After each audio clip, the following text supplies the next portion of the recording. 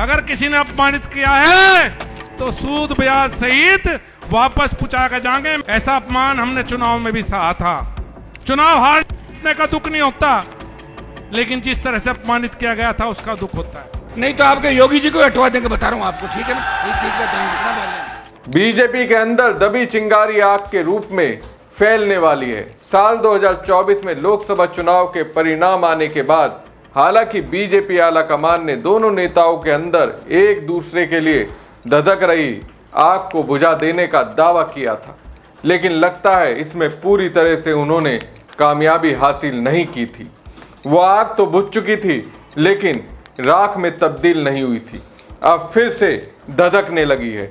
2024 का इंतकाम 2027 में बीजेपी का वो कद्दावर नेता अब अपने ही नेता से लेने वाला है। मेरठ में वो कहते हैं, मैं भूला नहीं हूं और ना आपको भूलने दूंगा। नमस्कार दोस्तों, मैं हूं परवीन जानी। दोस्तों, 2027 की लड़ाई में बीजेपी के साथ पश्चिम यूपी में इस बार बड़ा खेला होने वाला है। 2024 को बीजेपी नेता संजीव बालियान भूले नहीं है। 2026 में जाटों के बीच जाकर कहते हैं, उनको मैं भूला नहीं हूं, कहीं आप तो भूल नहीं गए हैं, मैं आपको भूलने नहीं दूंगा। ये लड़ाई उसके खिलाफ है जिसने जाट समाज से आने वाले बीजेपी के कद्दावर नेता संजीव बालियान को सांसद नहीं बनने दिया। संजीव बालियान ने मेरठ में जाट सम्मेलन में ऐसा बयान दिया जिसने पश्चिम यूपी में सियासी हलचल तेज कर दी है। 2024 की लड़ाई में भले ही उनकी हार हुई हो, लेकिन 27 की लड़ाई में संजीव बालियान अपना हिसाब पूरा करेंगे। संजीव बालियान ने पूर्व विधायक संगीत सोम का नाम लिए बिना इशारों में कहा कि उनके साथ हुए अपमान को वो भूलने वाले नहीं हैं। जी ने एक बात कही, इस पंचायत को नाकामयाब करने की जो साजिशें चल रही थी, मैं आज तक इसलिए चुप था कि मुख्यमंत्री जैसे पद पे बैठा हुआ हमारा भाई, जिसको नहीं चाहते थे बहुत से लोग कि वो उत्तर प्रदेश में आए, मैं पूरी रात अपमान सहा है, पूरी रात बदतमीजियां देखी हैं, प्रशासन के फोन पर सुनी है।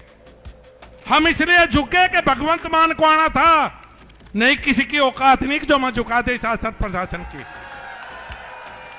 हम तो इसलिए झुके कि हमारे भाई का हेलीकॉप्टर नहीं उतरने दे भाई, हम तो कार में आ जाएंगे।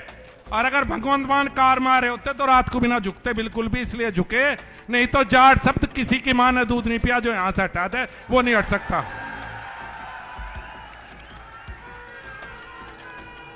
कई बार राजनीति हो या सामाजिक जीवन, अपमान सहना पड़ता है, 2 कदम पीछे हटाने पड़े। ऐसा अपमान हमने चुनाव में भी सहा था।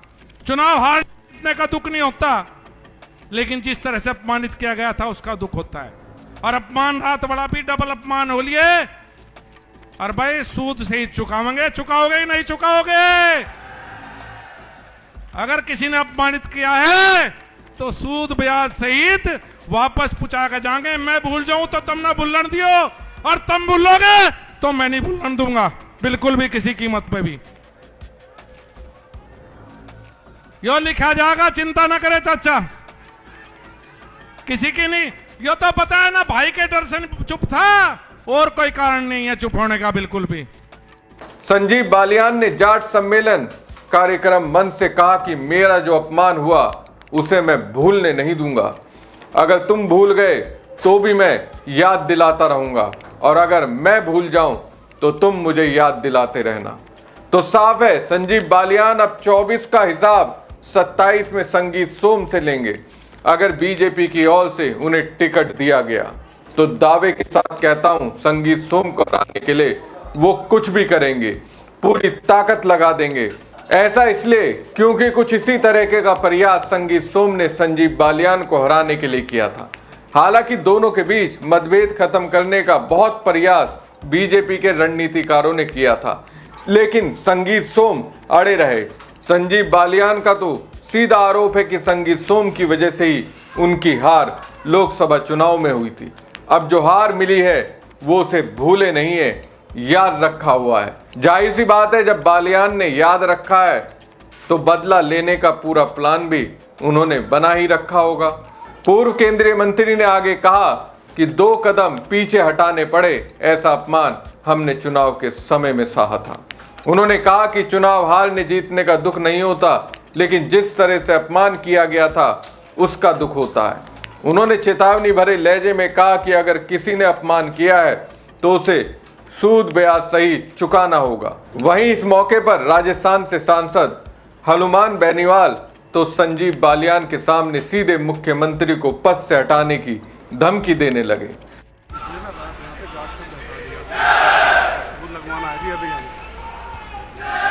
मन्नू का ये कहना है कि पुलिस ने जाट शब्द हटवा दिया।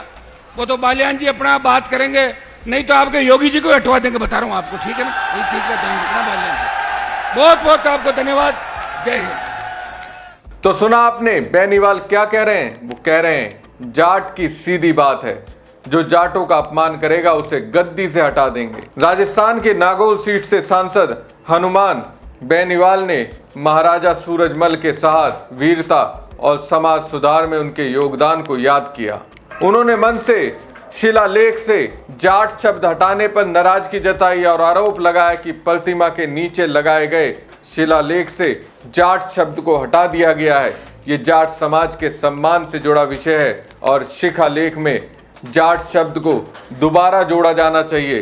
दोस्तों, लोगों का कहना है कि सूरजमल की प्रतिमा की फाउंडेशन दीवार पर रात को जाट शब्द की प्लेट लगी थी, लेकिन कार्यक्रम के बाद वो गायब थी। गेट पर जाट लिखा था, जिसे पेंट करा दिया गया। दरअसल मेरठ में महाराज सूरजमल की प्रतिमा अनावरण समारोह में उस वक्त हंगामा हो गया जब उनकी प्रतिमा की फाउंडेशन वॉल से जाट शब्द प्रशासन ने हटा दिया। जाट समाज के लोग धरने पर बैठ गए। लोगों का आरोप था कि पुलिस प्रशासन जानबूझकर समाज का अपमान कर रहा है। इरादतन प्रतिमा के नीचे जो जाट शब्द लिखा था उसे हटा दिया। अपमान बर्दाश्त नहीं करेंगे। प्रशासन ने कहा कि शासन की गाइडलाइन के मुताबिक जाति सूचक नाम नहीं लिखा जा सकता। प्रशासन ने शासन से बात करने और समस्या का समाधान करने के लिए 10 दिन का समय मांगा, जिस पर अंतर्राष्ट्रीय जाट संसद के राष्ट्रीय अध्यक्ष मनु चौधरी का कहना है कि प्रशासन ने कागजी कार्रवाई के लिए 10 दिन का समय मांगा है, लेकिन हमने उन्हें 15 दिन का समय दिया है। अगर 15 दिन बाद प्रशासन ने मूर्ति के पास जाट शब्द नहीं लिखवाया तो हम 16वें दिन इसी स्थान पर महापंचायत करेंगे, उसमें रणनीति तय करेंगे। अब देखने वाली बात है प्रशासन जाटों की मांग को पूरा करता है या नहीं, और अगर ऐसा नहीं होता तो फिर जाट समाज का अगला रूप क्या होगा। सवाल ये भी है, संजीव बालियान संगीत सोम से अपनी पुरानी सियासी दुश्मनी भूले नहीं है। ऐसे में 2027 की लड़ाई में अखिलेश समेत सपा के एक एक कार्यकर्ताओं से भिड़ने से पहले बीजेपी के लोग एक दूसरे से भिड़ेंगे। अब भिड़ेंगे तो नुकसान सीएम योगी को होगा, जैसे 2024 में पीएम मोदी को हुआ था। हमारी खबर आपको कैसी लगी कमेंट बॉक्स में कमेंट करके जरूर बताएं। साथ ही पेज को ज्यादा से ज्यादा लाइक और शेयर कीजिएगा। धन्यवाद। अगर किसी ने अपमानित किया है तो सूद ब्याज सहित वापस पहुंचा के जाएंगे। ऐसा अपमान हमने चुनाव में भी सहा था। चुनाव हारने का दुख नहीं होता, लेकिन जिस तरह से अपमानित किया गया था उसका दुख होता है। नहीं तो आपके योगी जी को हटवा देंगे, बता रहा हूं आपको, ठीक है ना? ये ठीक है।